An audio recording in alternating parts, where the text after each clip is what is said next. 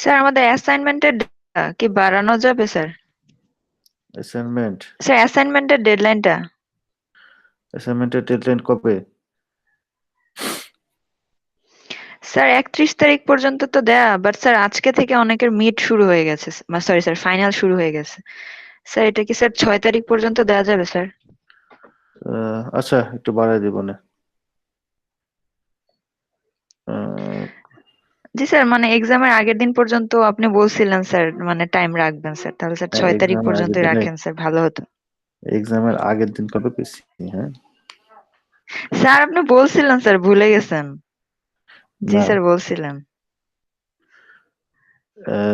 এক্সামের স্যার আগের তাও দিন আপনি স্যার বলছিলাম ছয় নাকি? তারিখ 6 তারিখ না, জি পাঁচ স্যার আপনি তারিখ বলছিলেন।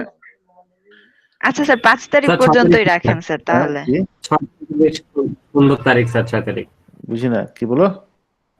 6 তারিখ স্যার খুবই সুন্দর একটা ডেট স্যার, হ্যাঁ, দরকার হলে আমরা 7 তারিখ দেই। 7 তারিখ তো লাকি সেভেন স্যার। এই পরে পরে অ্যাসাইনমেন্ট গুলো চেক করবে কে? হ্যাঁ, নাম্বার দিতে হবে না আমার 8 তারিখের মধ্যে। না, 8 তারিখ না, সরি, 7, 8, 9, 10, দশ স্যার তারিখের মানে মধ্যে ডেট সাবমিট করতে হবে। হ্যাঁ, স্যার ছয় বলো। তারিখ পর্যন্ত দেন না স্যার, একটু প্রবলেম হয়ে যাইতেছে স্যার। কেন ভাই? স্যার এই যে আহ, অ্যাসাইনমেন্ট গুলো কিন্তু অনেক স্যার, মানে অনেক ভাবতে হয়, যে যেমন লাস্ট মানে সেকেন্ড কোশ্চেনটা স্যার ওই যে অ্যালোস্টেরিক প্রোটিন নিয়ে স্যার, এই চ্যাপ্টারটা তো এখন আমরা পড়তেছি মাত্র, মানে এখনো বুঝি নাই। ও আচ্ছা, একটু এটা একটা স্যার টাইম কথা। দেন। আচ্ছা, 11 তারিখ আজকে শেষ করে দিব, দাঁড়াও এই অ্যানাউন্সমেন্ট দিয়ে দিই তাহলে। কই গেল অ্যাসাইনমেন্টের ইয়ে? ওকে, দাঁড়াও, ওকে, যাও, 6 তারিখ পর্যন্ত করে দিলাম। Sir thank you sir. Welcome.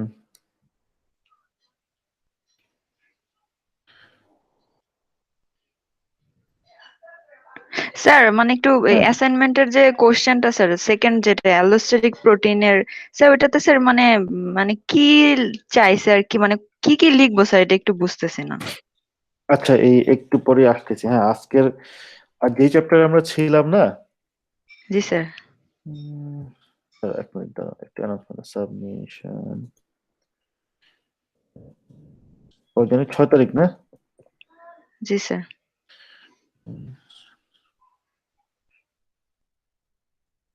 আচ্ছা, যেটা হচ্ছে আমরা যে এখন যে চ্যাপ্টারটা পড়তেছিলাম, কোনটা জানি, যে হিমোগ্লোবিনের আর কি। হ্যাঁ, জি স্যার। আহ, ওইটার বাকি পোর্শনটা পড়লে না তোমরা বুঝবা বেসিক্যালি অ্যালোস্টেরিক রেগুলেশন বলতে আমি কি বুঝাচ্ছি আর কি।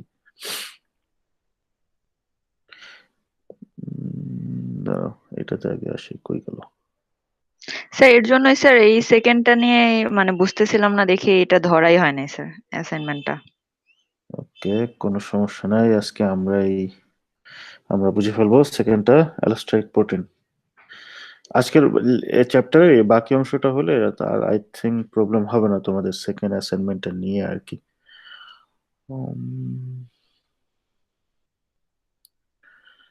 ওকে, লেটস শেয়ার দিই।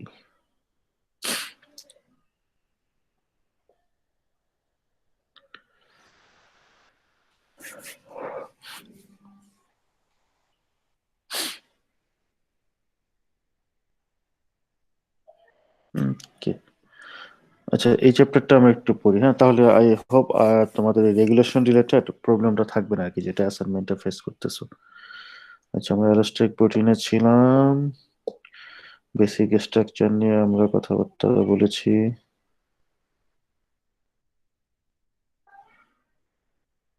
হিমোগ্লোবিনের স্ট্রাকচার, মায়োগ্লোবিন,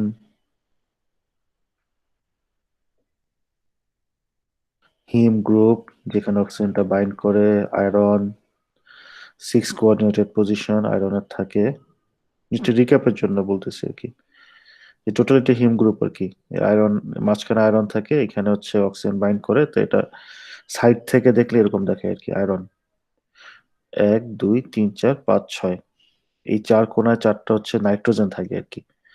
আর উপরে হচ্ছে এইখানে খালি থাকে, এখানে অক্সিজেন যুক্ত হতে পারে, আর নিচের অংশটা যুক্ত থাকে হচ্ছে একটা অ্যামাইনো অ্যাসিডের সাথে। কার সাথে? এই হিস্টিডিনের সাথে, হিস্টিডিন F8 এর সাথে। এটা হচ্ছে টোটাল হিম গ্রুপটা।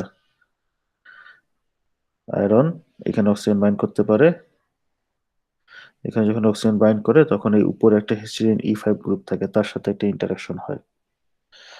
এটা আমরা আগের দিন দেখছি, মায়োগ্লোবিনের অক্সিজেন বাইন্ডিং।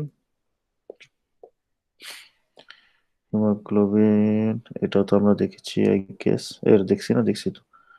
আমরা কি এইটা থেকে বুঝাইছিলাম আগের দিন? না, বুঝে নেই নাকি? স্যার না স্যার, এটা বোঝান নাই বুঝে নেই না? স্যার, আচ্ছা, মায়োগ্লোবিনেরটা বুঝিয়েছিলেন। এটা জি স্যার। ওকে। আচ্ছা ওকে। আচ্ছা আমরা হচ্ছে স্ট্রাকচার তো মোটামুটি দেখেছি, আমরা হচ্ছে এই গ্রাফটা আসি আগে, যে অক্সিজেন বাইন্ডিং এর রিলেশনটা কিরকম হিমোগ্লোবিনের সাথে আর কি। ওকে, সো আচ্ছা, মায়োগ্লোবিনের ক্ষেত্রে কি হতো?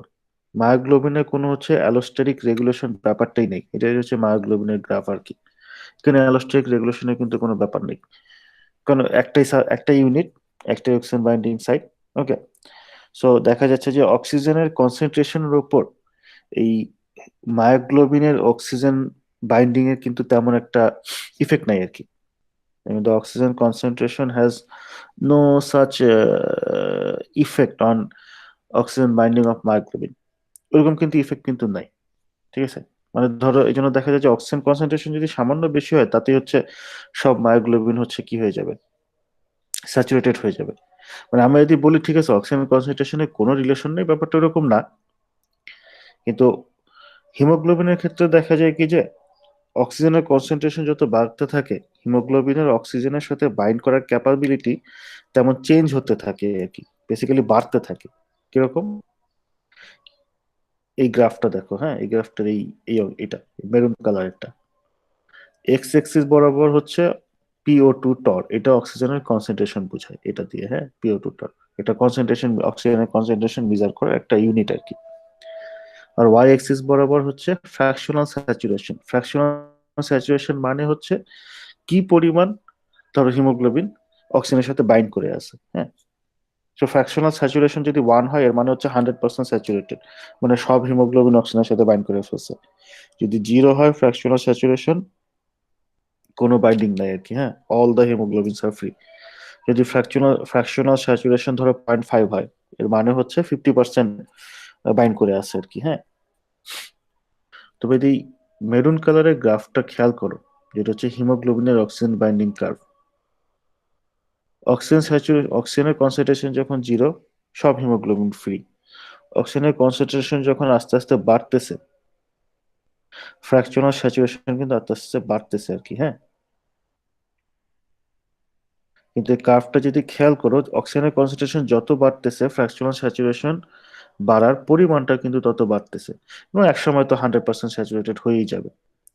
তো এই ধরনের কার্ভ গুলোকে বলা হয় সিগময়েডাল কার্ভ আর কি, হ্যাঁ।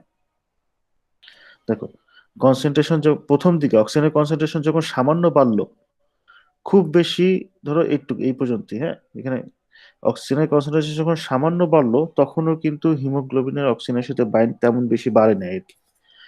যখন আরেকটু বাড়লো, একটু বাড়তেছে আর কি রেটটা, হ্যাঁ, যখন অক্সিজেনের কনসেন্ট্রেশন আরো বাড়লো, খুব র্যাপিডলি বাড়া শুরু করলো আর কি হিমোগ্লোবিনের সাথে বাইন্ডিং। ওকে, তো এক সময় কমবে, এটা তো স্বাভাবিক, কারণ হচ্ছে স্যাচুরেশনের সাথে রিলেটেড এটা, আনটিল এবং এক সময় সব স্যাচুরেটেড হয়ে যাবে।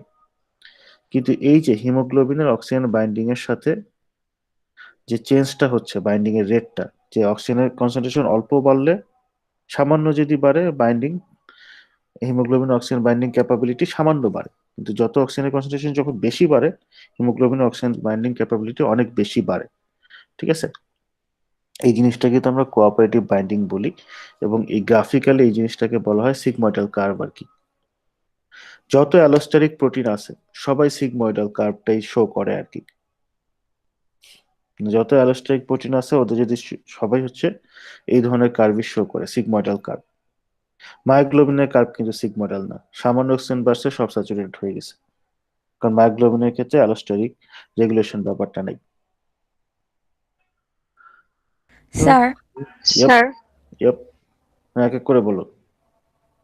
আচ্ছা স্যার, অন্যগুলো তো দেখা যাচ্ছে যে অক্সিজেন বাড়লে স্যাচুরেশন হচ্ছে, তো এটা কেন হচ্ছে কি সিগময়েড ওয়েতে গেল কার্ডটা এই যে হিমোগ্লোবিনেরটা। হিমোগ্লোবিনেরটা? হ্যাঁ। আচ্ছা, যেটা হচ্ছে হিমোগ্লোবিনের, আচ্ছা, আমরা এই ফটোটাতে আসি, হ্যাঁ, যেটা হচ্ছে তোমার ওই দিন আগের দিন আমি বুঝেছিলাম যে হিমোগ্লোবিনের তো এই যে 4টা সাব ইউনিট আছে, 4টা অক্সিজেন বাইন্ডিং সাইট আছে। যে কোনো একটা সাইডে যদি অক্সিজেন বাইন্ড করে, তখন বাকি সাইডগুলোতে অক্সিজেন বাইন্ডিং এ কি পজিটিভলি ইনফ্লুয়েন্স হয়, রাইট? জি স্যার।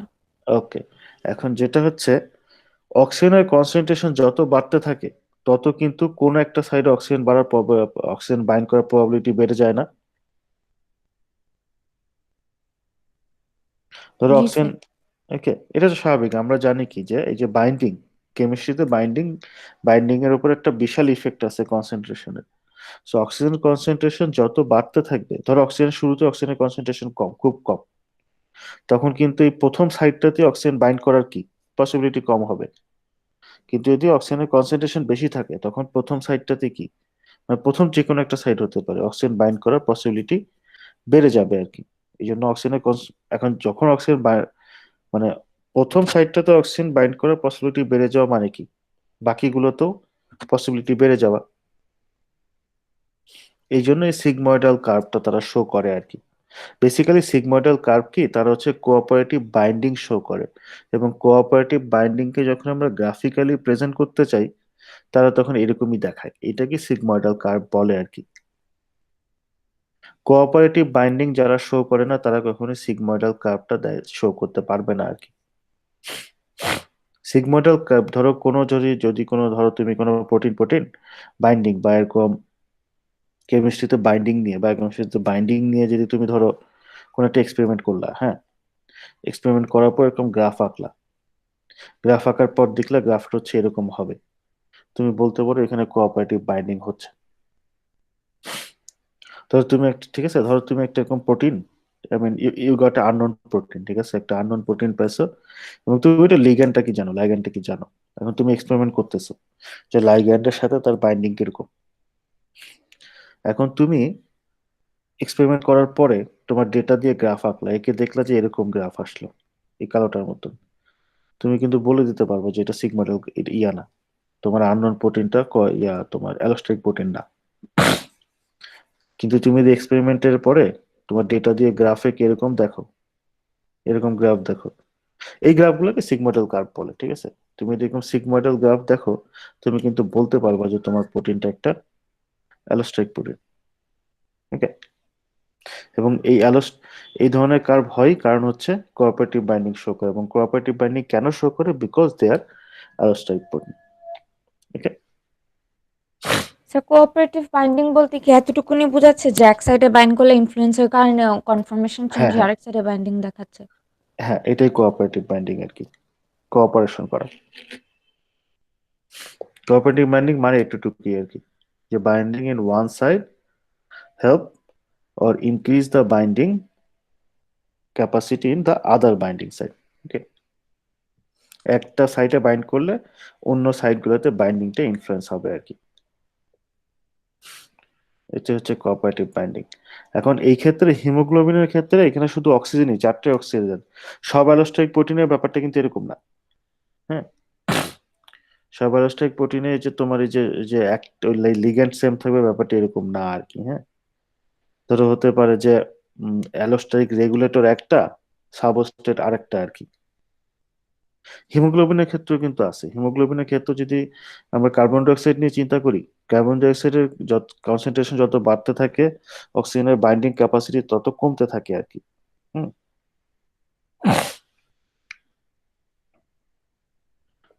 যে হোক, ওকে। আচ্ছা, কার্ভ তো গেল। আর টি স্টেট আর আর স্টেটের কথা তো ওই দিন বলছিলামই, যে যত অ্যালোস্টেরিক প্রোটিন আছে তার দুইটা কনফরমেশনও থাকে, আইদার টি কনফরমেশন অথবা আর কনফরমেশন, ওকে। সো হিমোগ্লোবিনের ক্ষেত্রে যখন টি কনফরমেশনে থাকে, টি কনফরমেশনে অক্সিজেন বাইন্ডিং, মানে টি টি কনফরমেশনে অক্সিজেন বাইন্ড করতে পারে না হিমোগ্লোবিনের সাথে। যখন আর কনফরমেশনে থাকে তখন অক্সিজেন বাইন্ড করতে পারে, ঠিক আছে। আর তার মানে কি, আমরা অন্যভাবে বলতে পারি যে অক্সিজেন হিমোগ্লোবিনের আর কনফরমেশনের সাথে বাইন্ড করে থাকে, টি কনফরমেশন টি কনফরমেশনের সাথে বাইন্ড করে থাকে না, ওকে। সো শুরুতে যখন হচ্ছে তোমার কি বলে আচ্ছা গ্রাফ গ্রুপ পরে বুঝে। তো শুরুতে যখন হচ্ছে ধরে নাও হিমোগ্লোবিনে কোনো অক্সিজেন বাইন্ড করে নাই, তার মানে কি সে আছে টি কনফর্মেশনে আছে। তো টি কনফর্মেশনটা এরকম আর কি, হ্যাঁ, এই মাঝখানের গ্যাপটা একটু বেশি থাকে আর কনফর্মেশন একটু স্ট্রাকচারটা এরকম হয়। ওকে, যখন একটা অক্সিজেন বাইন্ড করে কোন একটা সাইডে, ঠিক আছে, তখনই হয় কি এর কনফর্মেশনটা চেঞ্জ হতে থাকে, মানে অক্সিজেন যখন এর সাথে বাইন্ড হওয়া শুরু করে তখন এর কনফর্মেশনটা চেঞ্জ হতে থাকে। কনফর্মেশন চেঞ্জ হয়ে এই আর স্টেটে যায়। এই টি স্টেট আর আর স্টেটে হিমোগ্লোবিনের ডিফারেন্সটা হচ্ছে এই এক্সিস বরাবর, টি স্টেটের এক্সিস বরাবর একটা হয় 15 ডিগ্রি রোটেশন ঘটলে সেটা হচ্ছে আর স্টেটে যায় আর কি। ওকে, এটা হচ্ছে কি বলা যায় সাইড সাইড ভিউ, এটা হচ্ছে উপর থেকে দেখলে আর কি। ওকে, সো এই চেঞ্জটার ফলে টি থেকে আর এ গেলে আর আর এর সাথে ইজিলি বাইন্ড করে আর কি হিমোগ্লোবিন। ওকে, আর যত অ্যালোস্টাইক প্রোটিন আছে সবগুলোর এই দুইটা জিনিসই থাকে, টি আর আর স্টেট।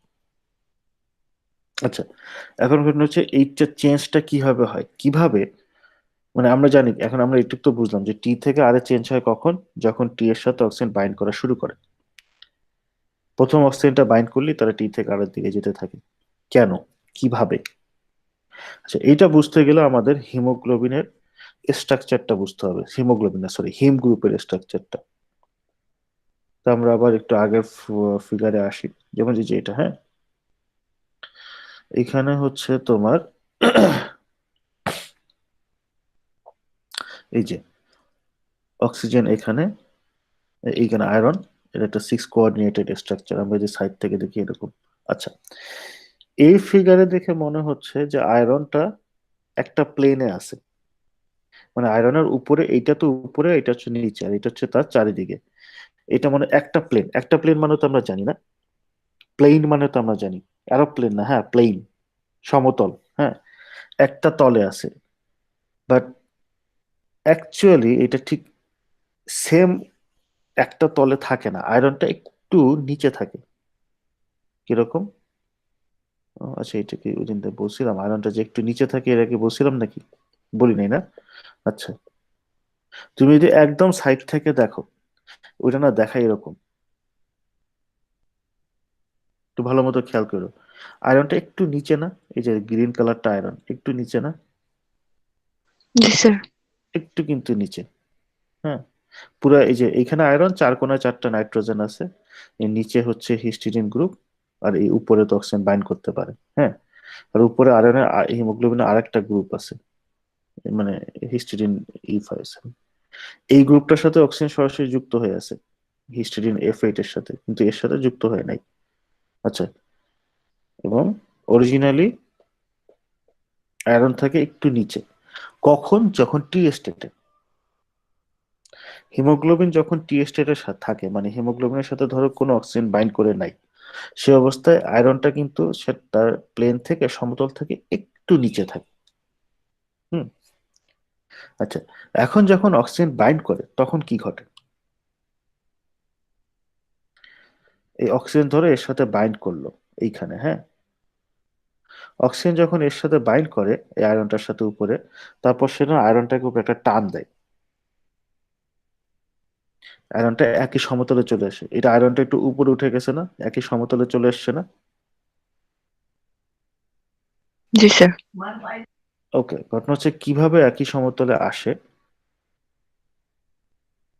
যখন এই আয়রনের সাথে অক্সিজেনটা বাইন্ড করে, হ্যাঁ, বাইন্ড করার পর কি ঘটে, এই যে এইখানে যে হিস্টিডিন E7 গ্রুপটা ছিল আগে, এটা তো আগে থেকেই আছে হিমোগ্লোবিনে, এর সাথে অক্সিজেনের এই যে যে বাউন্ড অক্সিজেনটা একটা ইন্টারাকশন ঘটে, এই ইন্টারাকশনটার ফলেই হচ্ছে আয়রনটা উপরের দিকে একটু পুল হয় আর কি, হ্যাঁ, উপরের দিকে একটু টান দেয়, কারণ এখানে যেহেতু একটা ইন্টারাকশন ঘটতেছে, সো এর ফলে স্বাভাবিক আয়রনটা একটু উপরের দিকে একটা টান খায় আর কি। ওকে, এখন এর ফলেই আয়রনটা যে একটু নিচে ছিল টি স্টেটে, আর স্টেটে সে একটু উপরে উঠে যায় আর কি। আচ্ছা, এই যে আয়রনটা যে একটু উপরে উঠলো, এর ফলে কি ঘটে, এখানে কিন্তু পুরো একটা টান হচ্ছে, হ্যাঁ, সিরিজ অফ টান হবে, এখন একজন আরেকজনের টানতেছে, সে আরেকজনের টানতেছে, সে আরেকজনের টানতেছে, এটা সিরিজ অফ টান ঘটবে আর কি। প্রথম অক্সিজেনটা বাইন্ড করার পরে, প্রথম অক্সিজেনটা বাইন্ড করলো, সে হচ্ছে তার উপরে যে হিস্টিডিন E7 গ্রুপটা ছিল তার সাথে ইন্টারাকশন করলো, করার ফলে আয়রনটা এই উপরে উঠে গেল।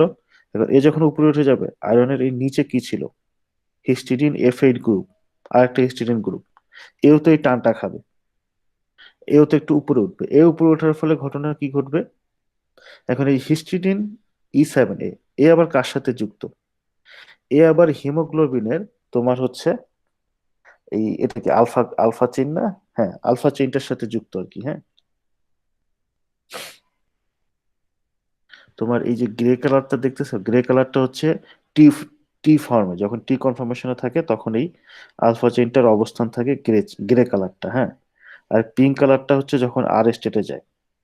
আবার বলতেছি, আয়রন এই গ্রিন কালার আয়রন নিচে ছিল, হ্যাঁ এই যে দেখো এটা নিচে আছে, অক্সিজেন বাইন্ড করলো, অক্সিজেন বাইন্ড করার ফলে সে উপরের যে হিস্টিডিন F8 ছিল তার সাথে ইন্টারাকশন করতেছে। সো করার ফলে একটু উপরের দিকে টান খেলো, অক্সিজেন আয়রনটা নিচ থেকে উপরে উঠে গেল। সো সে যখন নিচ থেকে উপরে উঠবে, সে তো আবার এর সাথে হিস্টিডিন E7 এর সাথে বাউন্ড, সে তাকেও টান দিয়ে উপরে তুলবে। হিস্টিডিন E7 আবার এই আলফা চেইনটার সাথে বাউন্ড, গ্রে কালারের। সো সে তাকেও টান দিবে, টান দেওয়ার ফলে হচ্ছে এই আলফা চ্যানেলটাও কি, এই সরি আলফা চেইনটা একটু উপরে উঠে আসবে, এই পিঙ্ক কালারটা। হ্যাঁ, এখন উপরে যখন উঠে আসলো, আলটিমেটলি আলফা চ্যানেলটাও কি আরেকটা সাব ইউনিটের সাথে তো যুক্ত। টোটাল 4টা সাব ইউনিট আছে না, একটা সাব ইউনিট একটা সাব ইউনিটের সাথে কানেক্টেড, এই আলফা চেইনটা পাশের সাব ইউনিটের সাথে কানেক্টেড। সো এই যে একটা টান খেলো না, এই টানটা সে পাশেরটাকেও দেয়। এইভাবে আলটিমেটলি দেখা যায় সবগুলো সাব ইউনিটই একটা টান খায়, টান খেয়ে সাব ইউনিটটা 15 ডিগ্রি অ্যাঙ্গেলে ঘুরে যায়, ঘুরে গিয়ে টি স্টেট থেকে আর স্টেটে চলে আসে। এবং যখন আর স্টেটে আসে, তখন কনফার্মেশনটাই এমন থাকে যে oxygen can easily bind in the him group. এই পর্যন্ত কি বুঝছো সবাই? এই না বুঝলে বলো। আরেকবার একটু বলবেন? হ্যাঁ অবশ্যই, ওভারঅল ব্যাপারটা একটু বোঝার ইয়া করো। হ্যাঁ, যে ঘটনা কি ঘটতেছে, যে ধরো হিমোগ্লোবিন তো একটা প্রোটিন, এর মানে একটা স্ট্রাকচার কি এমনি এমনি চেঞ্জ হবে কোনো কিছুর স্ট্রাকচার? না স্যার, এমনি এমনি তো চেঞ্জ হবে না। এমনি এমনি চেঞ্জ হবে না, চেঞ্জ হতে গেলে ফোর্স দেওয়া লাগবে। ঠিক আছে, তাহলে এই যে হিমোগ্লোবিন টি থেকে যে আরে যাচ্ছে, মানে যখন কোনো অক্সিজেন নাই সেখান থেকে আরে যাচ্ছে, এই ফোর্সটা তাহলে কে দিচ্ছে? একটা তো কনফার্মেশন চেঞ্জ হওয়ার লাগবে। আমরা দেখতেছি যে এই কোথায় গেল, যে ফিগারে দেখছি একটা কনসেন্ট্রেট মানে একটা কনফার্মেশন চেঞ্জ হচ্ছে। তো কনফার্মেশন চেঞ্জের এনার্জিটা কোত্থেকে আসতেছে? ওকে, এই এনার্জিটা সোর্স হচ্ছে প্রথম অক্সিজেন যখন বাইন্ড করে হিমোগ্লোবিনের সাথে, সেটাই এনার্জিটা সোর্স। কিভাবে? দেখো, যখন টি স্টেটে থাকে, মানে কোনো অক্সিজেন বাইন্ড করে নাই, তখন হিমোগ্লোবিনের আয়রনটা একটু নিচে থাকে, একটু পর্যন্ত তো ঠিক আছে নাকি? জি স্যার। এই ফিগারটা ওইখানে আনলে ভালো তো, এই ফিগারটা স্যার একটু এখানে আবার। কুলিং এর জন্য যে এনার্জি গুলো লাগে ওটার কথা বলছেন? হ্যাঁ হ্যাঁ হ্যাঁ, ওটা অক্সিজেন দিচ্ছে বাইন্ডিং এর পর? ইয়েস। কারণ যেটা ঘটতেছে, তোমরা এই স্ট্রাকচারটা আবার দেখো, এখানে ধরো কোনো অক্সিজেন নাই, এটা অক্সিজেন থাকার পরে ধরো কোনো অক্সিজেন এখানে নাই, হ্যাঁ অক্সিজেন এখনো বাইন্ড করে নাই, এটা তো হিমোগ্লোবিনের হিম গ্রুপটার স্ট্রাকচার আর কি। এটা হচ্ছে হিম গ্রুপটা, লাল কালারটা হচ্ছে হিম গ্রুপ আর কি। হ্যাঁ, হিম গ্রুপের এইখানে মাঝখানে আয়রন থাকে, আয়রনের উপরের একটা হাত খালি থাকে, ওইখানে হচ্ছে অক্সিজেনটা বাইন্ড করতে পারে। আর আয়রনের নিচে হচ্ছে হিস্টিডিন F8 এর সাথে যুক্ত থাকে সে। হ্যাঁ, এইখানে হাত খালি থাকে, আর আশেপাশে এই কয়টা গ্রুপ থাকে আর কি, এই যে valine E11, phenyl, CD1, histidine E7, এই আশেপাশে এই গ্রুপগুলো থাকে। ঠিক আছে, এখন যখন কোনো অক্সিজেন বাইন্ড করে থাকে না, তখন কিন্তু এই আয়রনটা একটু নিচে থাকে। হ্যাঁ, আয়রনটা কিন্তু উপরে থাকে না, একই প্লেনে থাকে না। এই যে লাল কালারের যেটা, সেটা একই সমতলে থাকে না, আয়রনটা একটু নিচে থাকে। যখন হচ্ছে অক্সিজেনটা এখানে এসে বাইন্ড করে আয়রনের সাথে, বাইন্ড করার সময় বা বাইন্ড করার ফলে এই যে উপরে যে হিস্টিডিন E7 আছে, এর সাথে কিন্তু একটা ইন্টারাকশন হয় অক্সিজেনের। তো ইন্টারাকশনটা হওয়ার সময় সে আসলে অক্সিজেনটাকে একটু পুল করে আর কি নিজের দিকে, ইন্টারাকশন হচ্ছে তো কাছাকাছি টেনে নিয়ে আসে অক্সিজেনটাকে। তো অক্সিজেনটাকে যখন টেনে নিয়ে আসে, তখন অক্সিজেন এই এই টানের কারণে আয়রনটা যে একটু নিচে ছিল সে উপরে একটা টান খায়। সে এই টানের ফলে সে যখন আয়রনটা উপরে চলে আসবে, তো স্বাভাবিক আয়রনটা তো এই এর সাথে বাইন্ড যুক্ত অবস্থায় আছে, এও তো উপরের দিকে একটা টান খাবে, ঠিক না?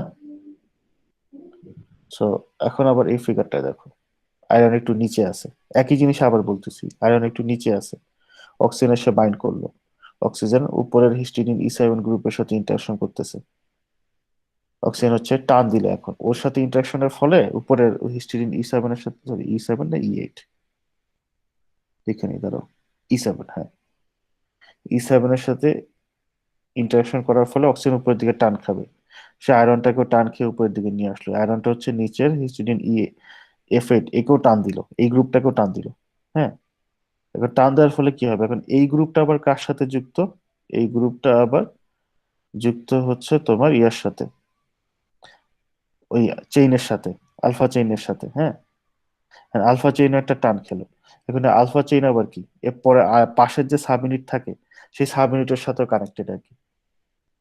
সো আলটিমেটলি টানটা কি এক সাব ইউনিট থেকে আরেক সাব ইউনিটে যেতে থাকে আর কি। ধরো শুরু যে কোনো এক জায়গায় অক্সিজেন বাইন্ড করলে যে টানটা, সেই টানটা বা ফোর্সটা আলটিমেটলি সবগুলো সাব ইউনিটে কনভে হয়, এবং এইভাবেই কনফার্মেশনটা চেঞ্জ হয়ে যায় আর কি, 15 ডিগ্রি অ্যাঙ্গেলে ঘুরে যায়,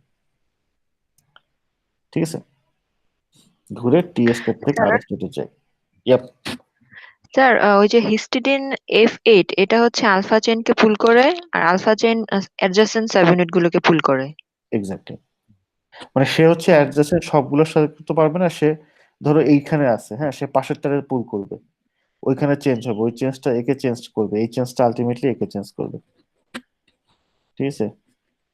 ও আচ্ছা sir, thank you. Series of টান আর কি, এ ওকে টানতেছে, একে টানতেছে, একে টানতেছে, ওকে। কারণ কনফার্মেশন চেঞ্জ করতে গেলে একটা ফোর্স লাগবে, আর ফোর্স তো এখন someone have to provide the force, এই ক্ষেত্রে ফোর্সটা ওইখান থেকে আসে আর কি, যে প্রথম যে অক্সিজেন বাইন্ড করলো ওখান থেকে। ওকে, সো এইটা হচ্ছে কি অ্যালোস্টেরিক রেগুলেশনটা এইটার ক্ষেত্রে এইভাবে ঘটে আর কি, হিমোগ্লোবিনের ক্ষেত্রে। তো তোমরা এরকম অনেক ধরনের অ্যালোস্টেরিক মেকার আছে, প্রোটিন আছে, হ্যাঁ, তোমরা প্রোটিন এরকম যে কোনো একটা অ্যাসাইনমেন্টের জন্য যে কোনো একটা চুজ করবো আর কি, চুজ করে সেটার উপরে লিখবা যে এরকম কিভাবে তাদের চেঞ্জটা হয় আর কি। যদি স্ট্রাকচারটা জানা থাকে, যেমন হিমোগ্লোবিনের স্ট্রাকচার জানা, সেরকম স্ট্রাকচারটা দিলা আর কি, ওকে, এবং কিভাবে চেঞ্জ হয় বুঝে বুঝে অ্যাসাইনমেন্ট করো আর কি, হ্যাঁ, না বুঝে করো না।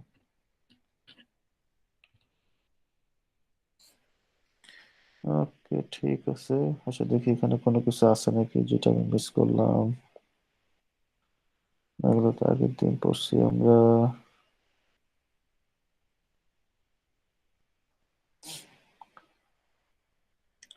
আচ্ছা এই গ্রাফ হচ্ছে পুরান গ্রাফ, তোমার এই যে এটা ইউজুয়াল হচ্ছে, এটা শুধু হিমোগ্লোবিনের বাইন্ড কার্ভ আর কি, হ্যাঁ, হিমোগ্লোবিনের অক্সিজেন বাইন্ডিং কার্ভ, এইটা হচ্ছে নর্মাল সিগময়েডাল কার্ভ। যখন অক্সিজেন কনসেন্ট্রেশন বেশি থাকে তখন কার্ভটা একটু ইয়া হয়ে যায়, মানে it's still a sigmoidal curve but it's look like যে মায়োগ্লোবিন স্টিপার কার্ভের হয়। মতো look, একটু স্টিপার হয়ে যায় আর কি, কারণ অক্সিজেন কনসেন্ট্রেশন বেশি, আর যখন অক্সিজেন স্যার থাকে না, হ্যাঁ। স্যার মানে অক্সিজেন বাইন্ড করলে তো আমরা জানি যে গ্যাপটা ইনক্রিজ হয়ে যায় স্যার, তাহলে কার্বন ডাই অক্সাইডের ক্ষেত্রে এটা কিভাবে মানে উল্টো হবে না, একটু বলবেন? অক্সিজেন বাইন্ড করলে গ্যাপ ইনক্রিজ করে না তো, গ্যাপ কমে। মানে স্যার মানে সরি গ্যাপ কমে স্যার, তাহলে কার্বন ডাই অক্সাইড মানে কিভাবে স্যার এটা গ্যাপটা বাড়ায়? আচ্ছা আচ্ছা, এই গ্যাপ বাড়ানোটা কি, এই গ্যাপ বাড়ানোটা ইম্পর্টেন্ট হিসাবে এখানে নিও না, হ্যাঁ, ওই কনফার্মেশন চেঞ্জ হলে একটু গ্যাপটা কমে আর কি, হ্যাঁ, দ্যাটস ইট। এই গ্যাপ বাড়া বা কমার সিগনিফিকেন্স কার্বন ডাইঅক্সাইডের সাথে না, আরেকজনের সাথে, 2,3 BPGর সাথে আছে, ওকে। তোমরা প্রথমে মনে রাখবে যে কনফার্মেশন, যে টি থেকে আর কনফার্মেশন, টি কনফার্মেশনে থাকলে অক্সিজেন ঠিকমতো বাইন্ড করতে পারে না, আর আর কনফার্মেশনে অক্সিজেন বাইন্ড করে। আর গ্যাপটা হচ্ছে জাস্ট ডিফারেন্স, টি কনফার্মেশনের মাঝখানে গ্যাপ বেশি থাকে, আর আর কনফার্মেশনের মাঝখানে গ্যাপ কম থাকে। কথা বলেন গ্যাপটা, হ্যাঁ, বুঝছো? স্যার। তো এই মাঝখানে গ্যাপটাকে বেশি সিরিয়াসলি নিও না, কারণ হচ্ছে এক এক অ্যালোস্টেরিক প্রোটিনের ব্যাপারটা এক এক রকম ঘটবে, বাট সব অ্যালোস্টেরিক প্রোটিনে কনফার্মেশন চেঞ্জটা হবে, ওকে। এর মাঝখানে গ্যাপ আছে, অন্য অ্যালোস্টেরিক প্রোটিনে গ্যাপ নাও থাকতে পারে, মানে নাই অ্যাকচুয়ালি। সো ফার্স্ট জিনিস মাথায় রাখবা যে কনফার্মেশন চেঞ্জ, যে একটা স্টেট থেকে আরেকটা স্টেটে কনসেন্ট্রেশন কনফার্মেশন চেঞ্জ হবে, ঠিক আছে? তো হিমোগ্লোবিনের ক্ষেত্রে কনফার্মেশন চেঞ্জের ব্যাপারটা এরকম ঘটে আর কি। ওকে, বেসিক কি, 15 ডিগ্রি অ্যাঙ্গেলে একটা প্যাচ খায় আর কি, রোটেশন ঘটে টি থেকে আরে যাওয়ার সময়। এই প্যাচ খাওয়ার ফলে মাঝখানের গ্যাপটা একটু বেড়ে যায়। তো এটা একটা সিগনিফিকেন্স আছে এখানে, গ্যাপের সিগনিফিকেন্সটা কি একটু পরে আসতেছি। আপাতত গ্যাপ যে ডিফারেন্ট একটু মনে রাখো, সিগনিফিকেন্সটা একটু পরে আসতেছি। স্যার তার মানে ওই যে অক্সিজেনটা বাইন্ড মানে যখন রিলিজ হয়ে যায় তখন আবার ওটা আগের অবস্থায় ফিরে আসে, মানে ওই পুলটা থাকে না, আয়রনটা নিচে চলে আসে আবার। এক্স্যাক্টলি। তো অক্সিজেন তো এমনি এমনি ছাড়বে না তো।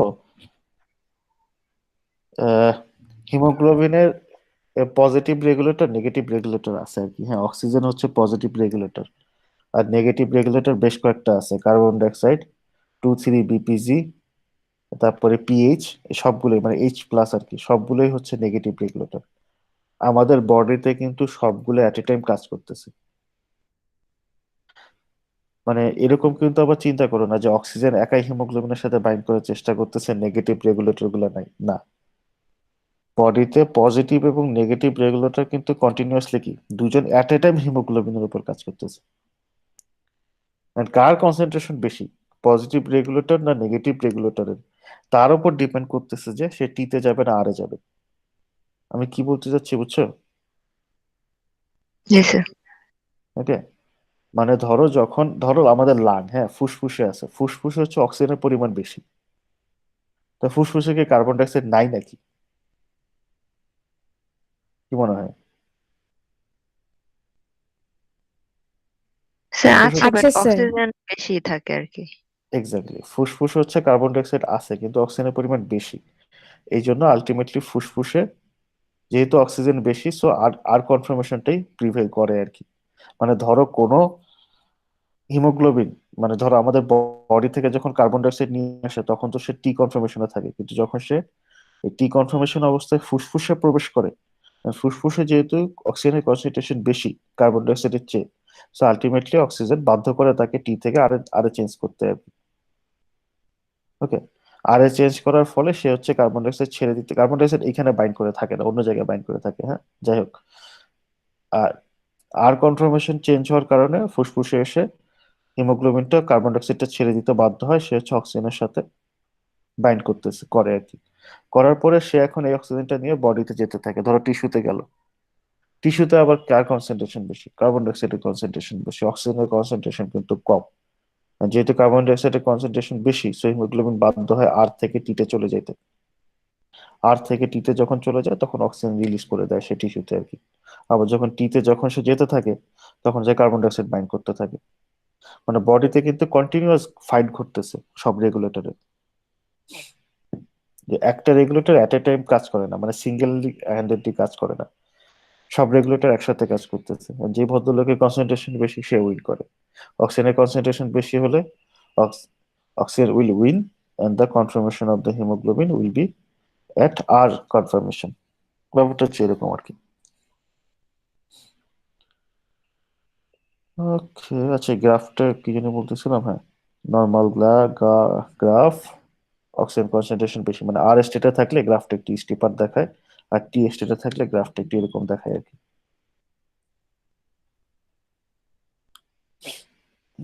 যে,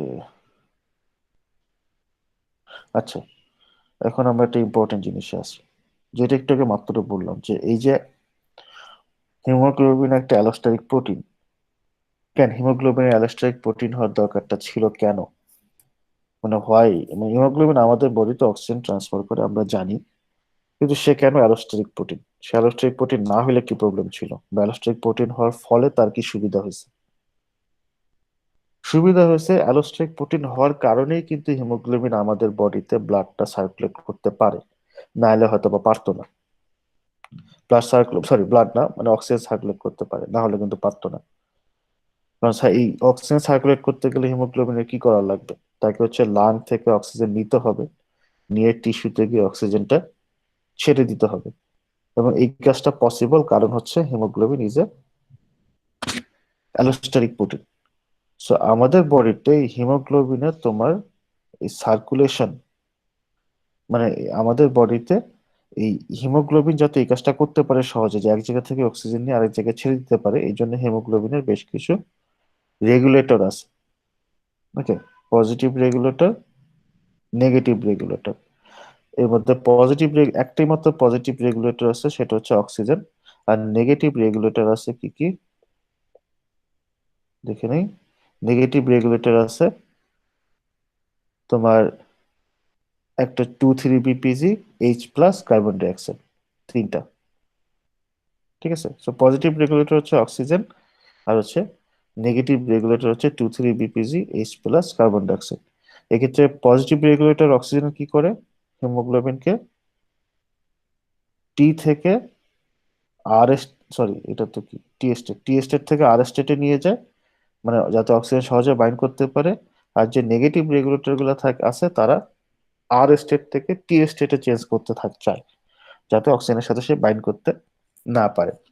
এবং এই রেগুলেটর গুলোই ফ্যাসিলিটেট করে যে আমাদের বডিতে ইফিসিয়েন্টলি হিমোগ্লোবিন অক্সিজেন ট্রান্সফার করবে। ওকে, এর মধ্যে অক্সিজেনের ব্যাপারটা তো আমরা বুঝছি, অক্সিজেনের মেকানিজমটা, যে অক্সিজেন যখন বাইন্ড করতে থাকে তখন যে টি থেকে আর এ যেতে থাকে। ঠিক আছে, এখন 2,3-BPGর ক্ষেত্রে কি হবে,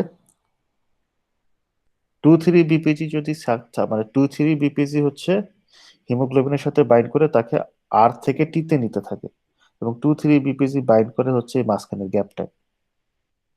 একটু আগে বলছিলাম না যে মাঝখানের গ্যাপের একটা সিগনিফিকেন্স, মানে ওই যে জাস্ট মনে রাখো যে মাঝখানের গ্যাপটা সিগনিফিকেন্স কি, মাঝখানের গ্যাপটার এখানে সিগনিফিকেন্স না, মানে অ্যাক্টিভিটি হচ্ছে এইটা, যে মাঝখানের এইখানে হচ্ছে 2,3-BPG বাইন্ড করে।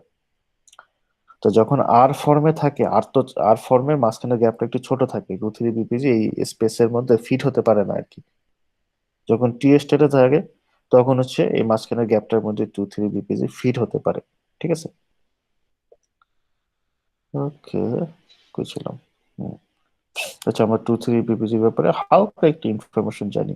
স্যার এটা, ইয়াপ, স্যার দেখা যাচ্ছে যে যখন অক্সিজেন বাইন্ডিং বা আনবাইন্ড করছে তখন টি থেকে আর হচ্ছে বা আর থেকে টিতে যাচ্ছে এরকম, হ্যাঁ। তো আম, যখন নেগেটিভ রেগুলেটরস গুলো বাইন্ড করে তখন ওদের কনফার্মেশন চেঞ্জটা কিরকম হবে?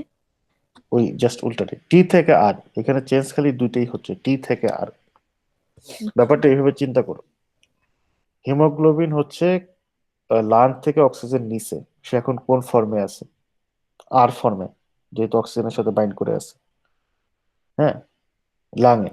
এখন সেই আর ফর্মের হিমোগ্লোবিন হচ্ছে লাং থেকে টিস্যুতে গেল, হ্যাঁ, ট্রাভেল করতে করতে ব্লাডের মাধ্যমে ট্রাভেল করে টিস্যুতে গেল সে।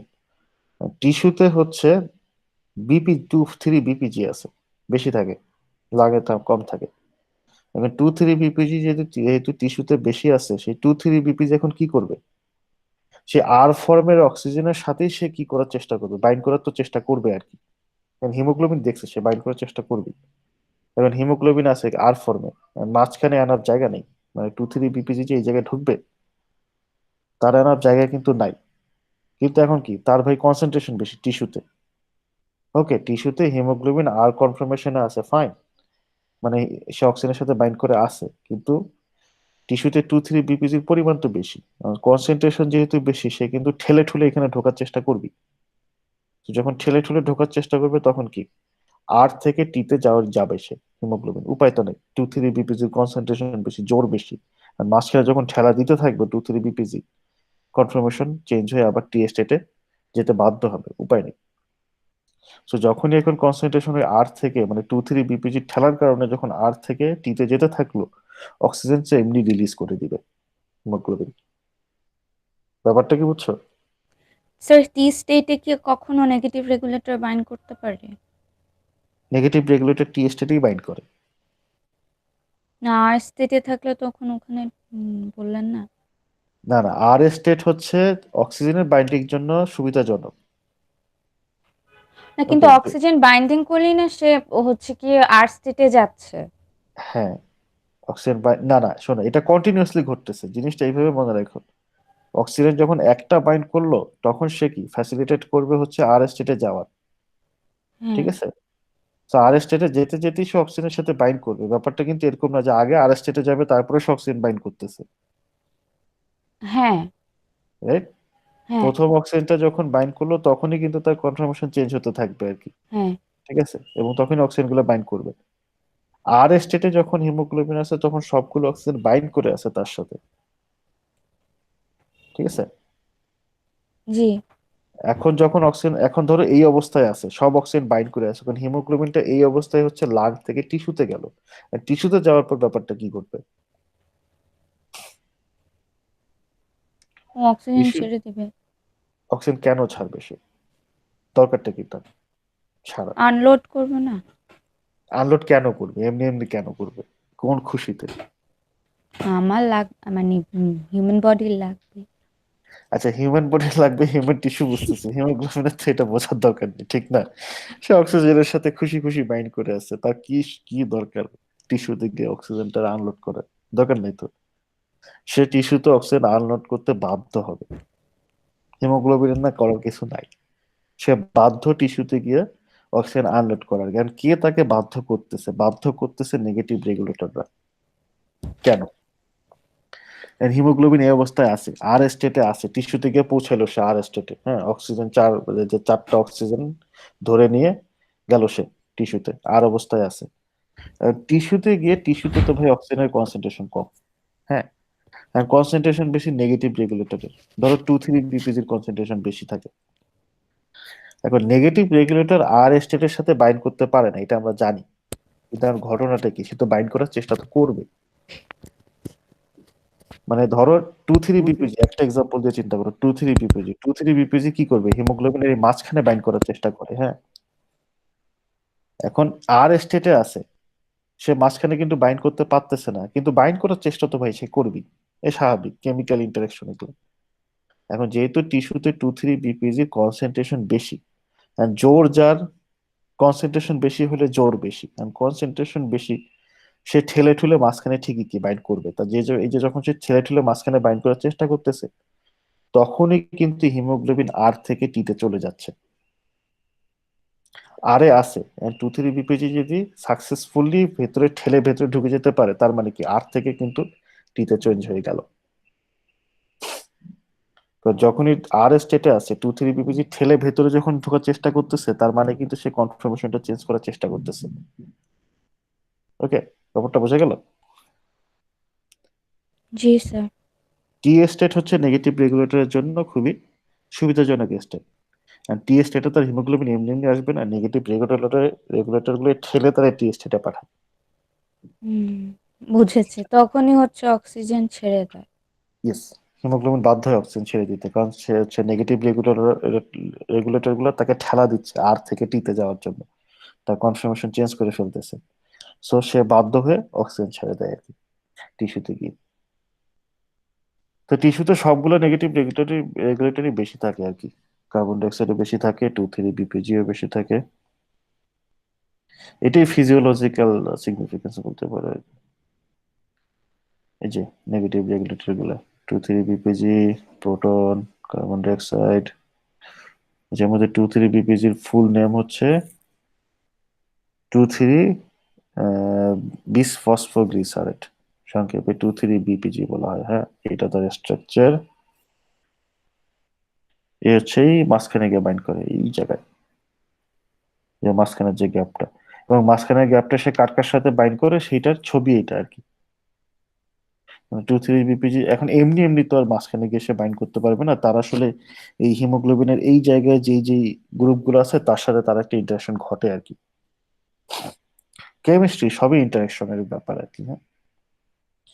2,3-BPG চারিদিকে এই এই গ্রুপগুলো থাকে, এগুলো হিমোগ্লোবিনের গ্রুপ, এইটা হচ্ছে 2,3-BPG। হুম, ওকে, ওকে, এগুলো অলরেডি বুঝছে আর কি, মাস্ট পড়লে বুঝবো। বাকি নেগেটিভ রেগুলেটর গুলোর কথা অলরেডি একটু বলি আর কি, হ্যাঁ। 2,3-BPG বললাম, তারপরে আরো যে নেগেটিভ রেগুলেটর গুলো আছে তোমার, তোমার কি বলে, কই গেল? ধরো ওই যে H+ কার্বন ডাইঅক্সাইড, এই দুইটাও নেগেটিভ রেগুলেটর আর কি, হ্যাঁ। সো এখন কার্বন 2,3-BPG যেমন মাঝখানে বাইন্ড করে, কার্বন ডাইঅক্সাইড কিন্তু মাঝখানে বাইন্ড করে না। হ্যাঁ, কার্বন ডাইঅক্সাইডের আলাদা বাইন্ডিং সাইড আছে হিমোগ্লোবিনে, কিন্তু কার্বন ডাইঅক্সাইড যখন আলাদা বাইন্ডিং তার বাইন্ডিং সাইডে বাইন্ড করতে থাকে, তখনও হচ্ছে টি কনফর্মেশনটা ওই আর থেকে টিতে যেতে থাকে আর কি। ঠিক আছে। আবার সেম হচ্ছে H+, প্রোটন যেটা যাকে আমরা বলি, প্রোটনও হচ্ছে হচ্ছে তোমার এটা নেগেটিভ রেগুলেটর। প্রোটনও হচ্ছে তো ইয়া করে তোমার ওই কি বলে এই টি থেকে, সরি আর থেকে টিতে নিয়ে যায়। ওকে, সেই সবগুলো নেগেটিভ রেগুলেটরের ইফেক্ট আছে আর কি প্রপারলি অক্সিজেন সার্কুলেশনের ক্ষেত্রে। যেমন আমরা যদি দুইটা অর্গানের ফিজিওলজিক্যাল কন্ডিশনের ডিফারেন্স দেখি, যেমন ধরো লাংয়ে হচ্ছে অক্সিজেন হিমোগ্লোবিনের সাথে বাইন্ড করে।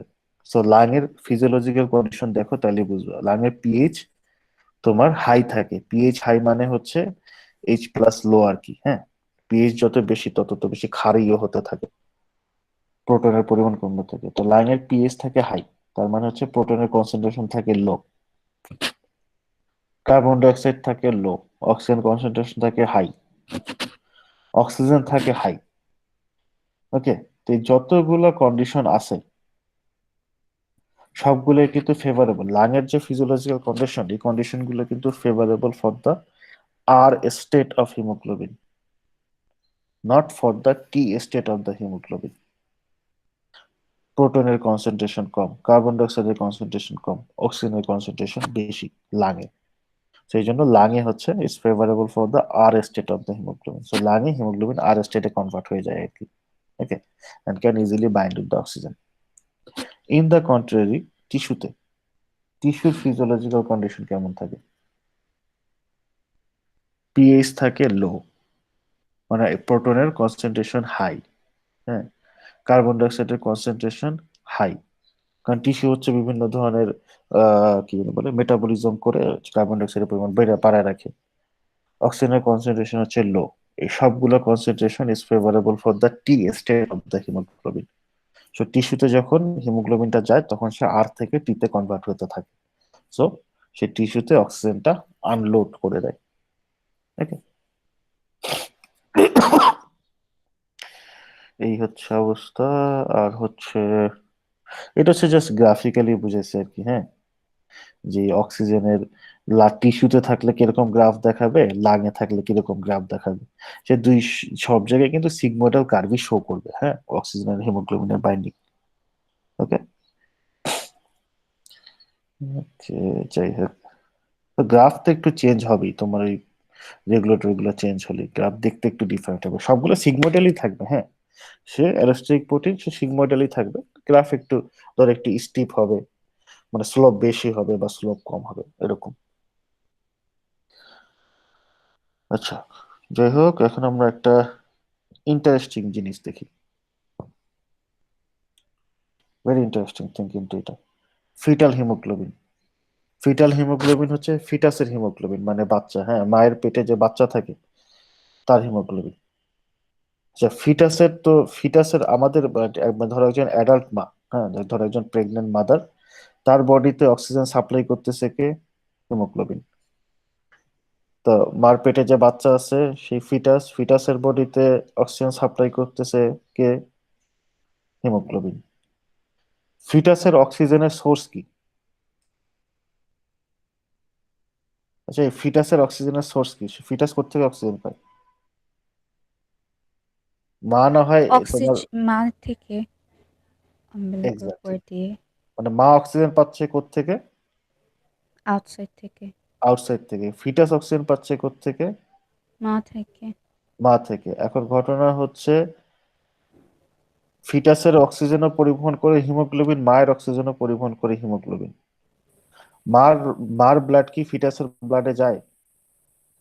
হ্যাঁ যাওয়ার কথা তো না, যায় না। না স্যার। মায়ের ব্লাড কিন্তু ফিটাসের ব্লাডে যায় না। হ্যাঁ, ওকে, দুইজনের ব্লাড কিন্তু আলাদা। এখন মার বডিতে মার হিমোগ্লোবিন অক্সিজেন পরিবহন করে, বাচ্চার বডিতে বাচ্চার হিমোগ্লোবিন অক্সিজেন পরিবহন করে। এখন বাচ্চার বডি হিমোগ্লোবিন অক্সিজেন পাচ্ছে মার বডি থেকে। তার মানে মার হিমোগ্লোবিন সে হচ্ছে ফুসফুস থেকে অক্সিজেনের সাথে বাইন্ড করে, মানে ফুসফুসে তো অক্সিজেনের সাথে বাইন্ড করে মার হিমোগ্লোবিন বাইন্ড করে, সেই হিমোগ্লোবিন হচ্ছে ফিটাসে যায়, ফিটাসের কে গিয়ে ফিটাসের হিমোগ্লোবিনকে অক্সিজেনটা দিয়ে দেয়। স্যার পয়েন্টটা যদি বুঝছো? যায়, হিমোগ্লোবিনই তো যাচ্ছে, তো ব্লাড যাবে না? ও না, ওই হিমোগ্লোবিন ওই ভেদ করে চলে যায় না ফিটাসে, ব্যারিয়ার আছে না একটা, হুম। ওই ব্যারিয়ারে গিয়ে এক্সচেঞ্জটা ঘটে আর কি। কি বলছি বুঝছো? হুম। ফিটাস থেকে মার মধ্যে কিন্তু ব্লাডের কোনো ট্রান্সফার ঘটে না, কিছু জিনিস যায়, কিছু জিনিসের ট্রান্সপোর্ট ঘটে, বাট ব্লাড নিজে যায় না। একটা ফিটাস আর মার যখন প্রেগনেন্ট অবস্থা, ফিটাস আর মার একটা ব্যারিয়ার থাকে না, এক্সচেঞ্জ ঘটে ওইখানে, একটা করিডোরের কথা চিন্তা করো, হ্যাঁ, করিডোরে গিয়ে চেঞ্জ ধরো দিয়ে দিলা তুমি, ধরো তুমি হচ্ছে একটা হিমোগ্লোবিন, হ্যাঁ, আর ধরো বেনাপোল সীমান্ত হচ্ছে গিয়ে করিডোরটা আর কি, হ্যাঁ, তুমি এক্সট্রা নিয়ে গেলা ওই বেনাপোল সীমান্তের করিডোর ওই পাশে যে দাঁড়ায় আছে তার অক্সিজেনটা দিয়ে দিলা, বুঝতে পারছো? তো এখানে এক্সচেঞ্জটা ঘটে ওইখানে আর কি। আচ্ছা, এখন কোশ্চেন হচ্ছে, ভাই দুইজনই তো হিমোগ্লোবিন, মার বডিরটাও হিমোগ্লোবিন, ফিটাসেরটাও হিমোগ্লোবিন, কেন মার হিমোগ্লোবিন ফিটাসে গিয়ে অক্সিজেন দিয়ে দিবে, ফিটাসে অক্সিজেন হিমোগ্লোবিনকে কেন অক্সিজেন দিবে? আমার কোনটা কথাটা বুঝতে পারছো? মার বডির স্যার অক্সিজেন, বলো। স্যার মার বডি থেকে কি হিমোগ্লোবিন যাবে নাকি হিমোগ্লোবিন জাস্ট অক্সিজেনটা সাপ্লাই করবে? হিমোগ্লোবিনটা জাস্ট অক্সিজেন সাপ্লাই করবে ফিটাসের হিমোগ্লোবিনকে। আচ্ছা আচ্ছা। মানে মার হিমোগ্লোবিন ফুসফুস থেকে অক্সিজেনটা নিল, নিয়ে হচ্ছে ফিটাস পর্যন্ত গেল, মানে সে ফিটাসের ভেতরে ঢুকে যাবে না, ওই ওই ইয়াটাতে গেল, কি বলে এটাকে, এটাকে কি বলা যায়, যে ব্যারিয়ারটা, সে ব্যারিয়ারে পর্যন্ত গেল মার হিমোগ্লোবিন অক্সিজেনটা নিয়ে, তারপর সে ব্যারিয়ারের ওইখানে অপর সাইডে হচ্ছে ইয়ে আছে, ফিটাসের হিমোগ্লোবিন আছে, সে ফিটাসের হিমোগ্লোবিনকে অক্সিজেনটা দিয়ে দিল, এই জিনিসটা ঘটে, বুঝতে পারছো? কোয়েশ্চেন হচ্ছে কেন, ভাই দুইজনই তো হিমোগ্লোবিন, মারটাও হিমোগ্লোবিন ফিটাসেরটাও হিমোগ্লোবিন, কেন মারের হিমোগ্লোবিন হচ্ছে ফিটাসকে অক্সিজেন দিয়ে দিবে, ভাই? ওটা কি বেশি অ্যাফিনিটি আছে এজন্য? ইয়া অ্যাকচুয়ালি অ্যাফিনিটি বেশি। অ্যান্সার হচ্ছে এটা যে এই দুইজনই না হিমোগ্লোবিন হলেও দুইজনের স্ট্রাকচার একটু ডিফারেন্ট আছে, স্ট্রাকচারাল ডিফারেন্ট আছে, মানে বড় সড়ো স্ট্রাকচারাল না, ভিতরে কিছু স্ট্রাকচারাল ডিফারেন্স আছে। ডিফারেন্সটা থাকার কারণে, মানে দুইজনের হিমোগ্লোবিন আলাদা অ্যাকচুয়ালি, আলাদা মানে তাদের হচ্ছে কিছু ওই amino acid different, amino acid different হওয়ার কারণে ওভারঅল স্ট্রাকচার ডেফিনেটলি সেম হবে, কারণ দুইটাই হিমোগ্লোবিন, তাদের স্ট্রাকচার ডিফারেন্ট হইতে পারে না, হ্যাঁ, ওভারঅল স্ট্রাকচার সেম থাকবে, বাট ফিটাসের হিমোগ্লোবিনের অ্যামাইনো অ্যাসিড একটু কিছু ডিফারেন্ট, ডিফারেন্ট হওয়ার কারণে ফিটাসের হিমোগ্লোবিনের অক্সিজেন অ্যাফিনিটি বেশি, মানে অ্যাডাল্ট হিমোগ্লোবিন যত অ্যাফিনিটি অক্সিজেনের সাথে বাইন্ড করতে পারে, ফিটাল হিমোগ্লোবিন তার থেকে বেশি অ্যাফিনিটি দিয়ে অক্সিজেনের সাথে বাইন্ড করতে পারে, এই একটা। আরেকটা হচ্ছে 2,3-বিপিজি যত সহজে অ্যাডাল্ট হিমোগ্লোবিনের সাথে বাইন্ড করতে পারে, তত সহজে ফিটাল হিমোগ্লোবিনের সাথে বাইন্ড করতে পারে না।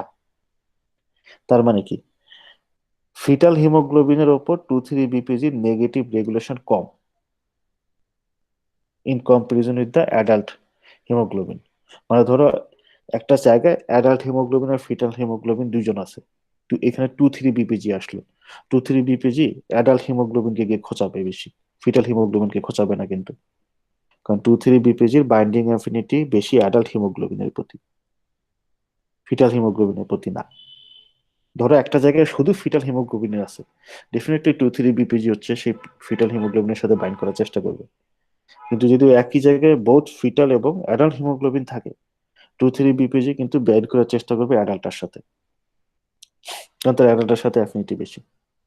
সো এই দুইটা কারণ, যে ফিটাস হিমোগ্লোবিনের অক্সিজেনের প্রতি অ্যাফিনিটি বেশি, 2,3-বিপিজির প্রতি অ্যাফিনিটি কম, এই কারণে অ্যাডাল্ট হিমোগ্লোবিন বাধ্য হয় ফিটাল হিমোগ্লোবিনকে অক্সিজেন দিয়ে দিতে, বা আমরা বাধ্য হয় শব্দটা যদি ইউজ না করি, যে অ্যাডাল্ট হিমোগ্লোবিন মানে ফিটাল হিমোগ্লোবিনকে অক্সিজেন দিতে পারে বিকজ অফ দিস। আমাদের বডিতে সবকিছু তো রেগুলেটেড ওয়েতে হওয়া লাগবে, আন্দাজে উন্দাজে আমাদের বডিতে কিছু ঘটে না, হ্যাঁ,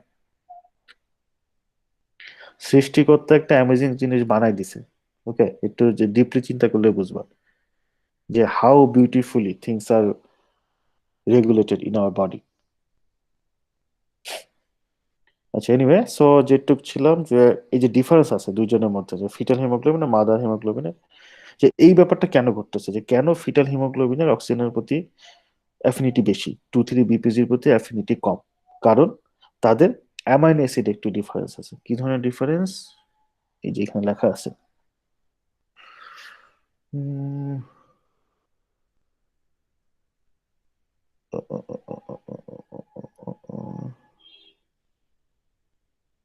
তোমার অ্যাডাল্ট হিমোগ্লোবিন হচ্ছে আলফা আর বিটা চেইন দিয়ে তৈরি হয়, আলফা বিটা, হ্যাঁ। আর ফিটাল হিমোগ্লোবিনের চেইন আলাদা, অ্যামাইনো অ্যাসিড চেইন হচ্ছে আলফা আর গামা, ঠিক আছে। এবং এই আলফা চেইন দুইটার মধ্যেই আছে, বোথ ফিটাল অ্যাডাল্টের আলফা চেইন থাকে, আলফা চেইন দুইটার মধ্যেই সেম। ডিফারেন্স হয় হচ্ছে ওই বিটা আর গামাতে।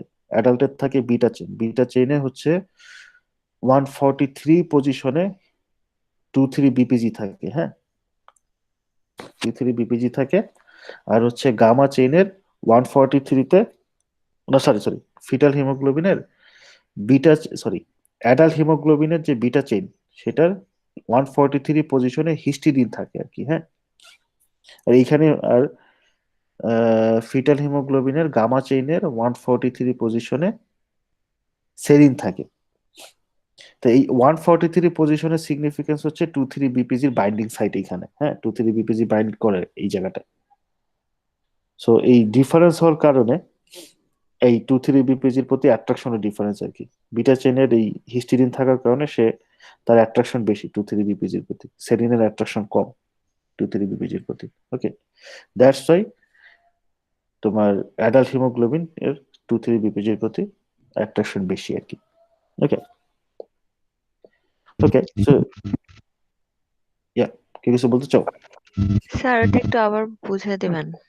কোনটা, which one? স্যার যে লাস্টের পার্টটা, ওই যে আলফা বিটা ওই জিনিসটা। আচ্ছা, আলফা বিটা যেটা হচ্ছে অ্যাফিনিটি যে ডিফারেন্স, এটা তো বুঝছো, মানে বুঝছো মানে কি, এই ইনফরমেশনটা তো ওকে, জি স্যার। যে অ্যাডাল্ট ফিটাল হিমোগ্লোবিনের অক্সিজেনের প্রতি অ্যাফিনিটি বেশি, 23 BPGর প্রতি অ্যাফিনিটি কম। জি স্যার, মানে এটা তার মানে ওকে, এই কম বেশি হওয়ার কারণ হচ্ছে অ্যামাইনো অ্যাসিড আলাদা অ্যাডাল্ট হিমোগ্লোবিন আর ফিটাল হিমোগ্লোবিনের ক্ষেত্রে। অ্যাডাল্ট হিমোগ্লোবিন তৈরি হয় আলফা আর বিটা চেইন দিয়ে, আলফা বিটা অ্যামাইনো চেইন দিয়ে, হ্যাঁ। আর ফিটাল হয় আলফা গামা অ্যামাইনো চেইন দিয়ে। দুইজনের ক্ষেত্রে আলফা আছে, so alpha, we can ignore alpha. ডিফারেন্সটা আলফাতে না, কারণ দুইজনের আলফা আছে। ডিফারেন্সটা হচ্ছে বিটা আর গামাতে। অ্যাডাল্টের বিটা আছে, বিটা চেইন। এই বিটা চেইনের 143তম পজিশনে, এটা তো চেইন, অ্যামাইনো অ্যাসিডের চেইন আর কি, আমরা আমরা জানি, কিন্তু অ্যামাইনো অ্যাসিড চেইনকে আমরা নাম্বারিং করি 1 2 3 4 করে। তো বিটা চেইনের 143তম পজিশনে হিস্টিডিন থাকে আর কি। হুম। আর গামা চেইনের, যেটা হচ্ছে ফিটালে আছে, 143তম পজিশনে সেরিন থাকে। তো জাস্ট এই ডিফারেন্সটা হওয়ার কারণে এই অ্যাডাল্ট হিমোগ্লোবিন, সে 23 BPGর সাথে মোর অ্যাফেকশনেট, হ্যাঁ, তার বাইন্ডিং অ্যাফিনিটি বেশি অ্যাডাল্ট হিমোগ্লোবিনের, জাস্ট এই ডিফারেন্সটা হওয়ার কারণে। গামা স্যার, চেইনের কম। হুম, স্যার বুঝতে পেরেছি স্যার, থ্যাংক ইউ। বুঝছো? জাস্ট এই সামান্য ডিফারেন্স আর কি। ওভারঅল স্ট্রাকচার কিন্তু সেম ভাই, দুইটাই হিমোগ্লোবিন, তাদের স্ট্রাকচার তো কমপ্লিট ডিফারেন্ট হইতে পারবে না, তাদের হিমোগ্লোবিন হলো না। জাস্ট এই সূক্ষ্ম কিছু ডিফারেন্স আছে আর কি অ্যামাইনো অ্যাসিড চেইনে। এই 143তম পজিশনে এই 23 BPG ভদ্রলোকে সে বাইন্ড করে আর কি। এই হচ্ছে ব্যাপার স্যাপার, অ্যামেজিং জিনিসপাতি ঘটে আমাদের বডিতে আর কি। ওকে, এই হচ্ছে ফিটাল টিটাল সব তো গেল। আচ্ছা, এখন পর্যন্ত কারো কোনো কোয়েশ্চেন আছে?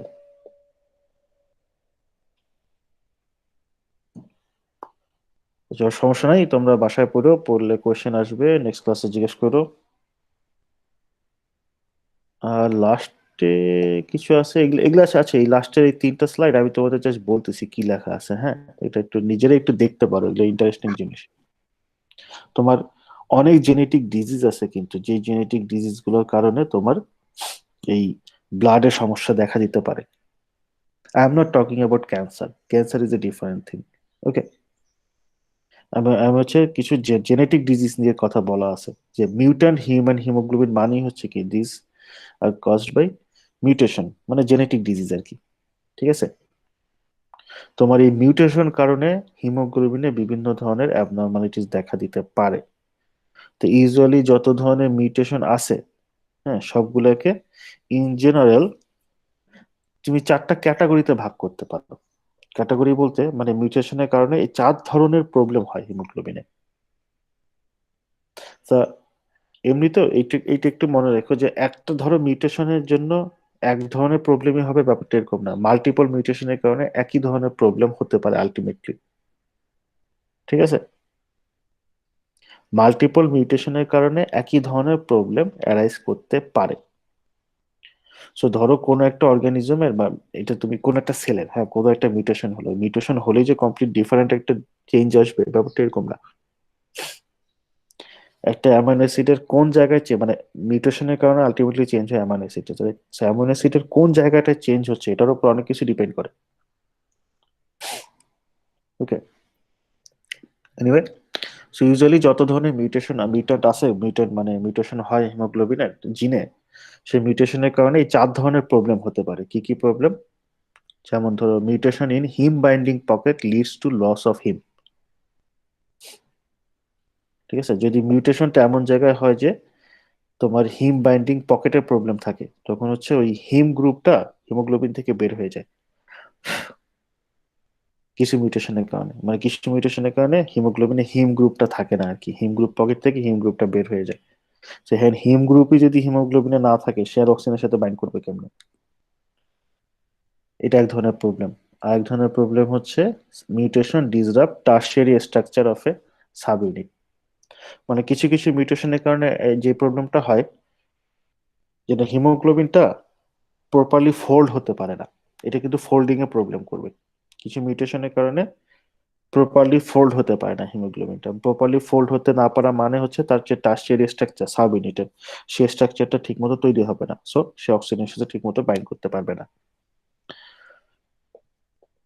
ওকে, তবে কিছু মিউটেশনের কারণে যে জিনিসটা হয়, তোমার মেথ হিমোগ্লোবিন এফ আয়রন 3+, এই অবস্থাটা, এটা হচ্ছে অক্সিডেটেড অবস্থা, এই অবস্থাটা স্টেবল হয়।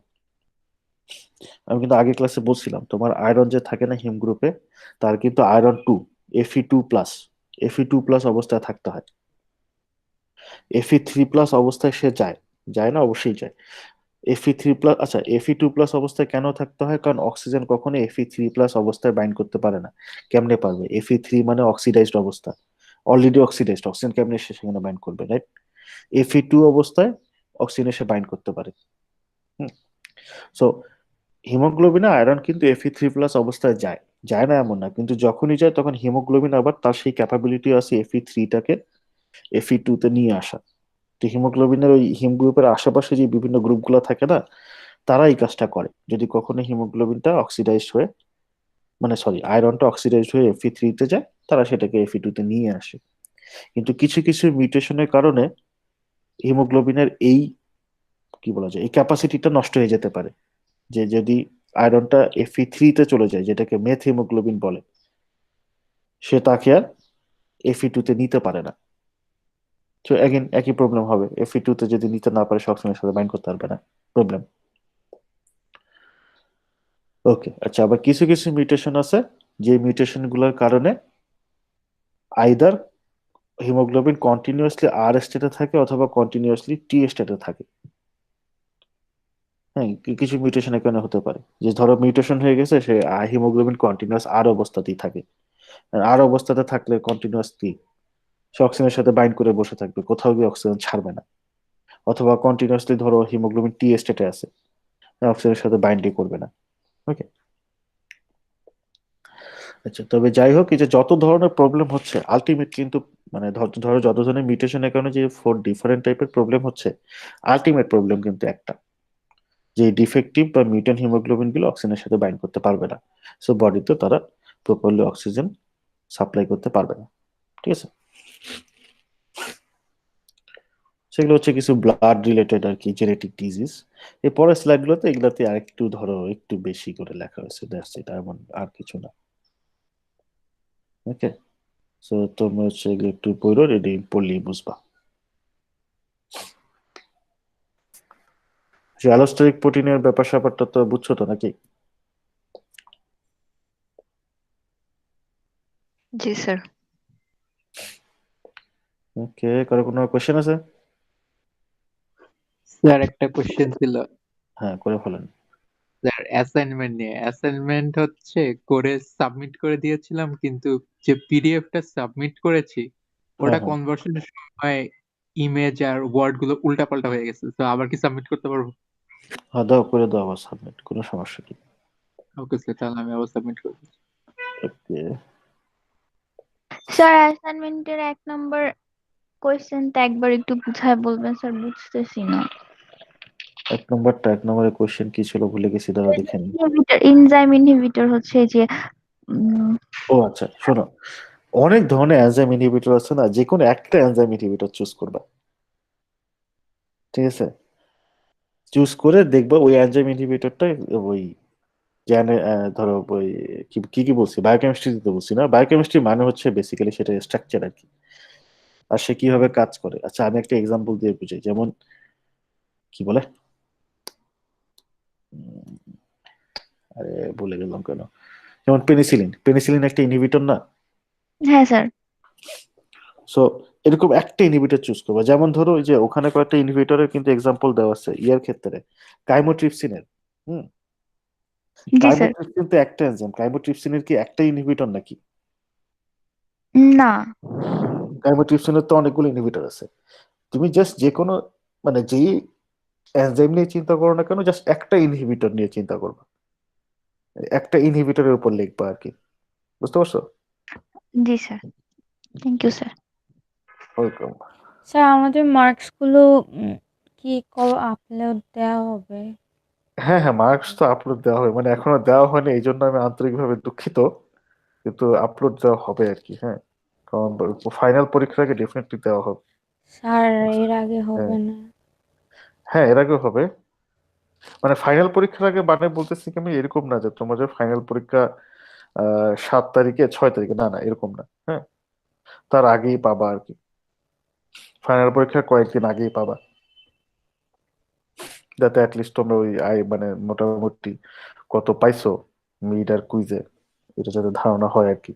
তো কারোর যদি দাবি দেওয়া থাকে সেটা নিয়ে আলোচনা করার সময়ও পাবা, ঠিক আছে? জি স্যার। ওকে, ফাইনাল নিয়ে এত টেনশন করার কিছু নাই, final will be just like a repetition of the mid term.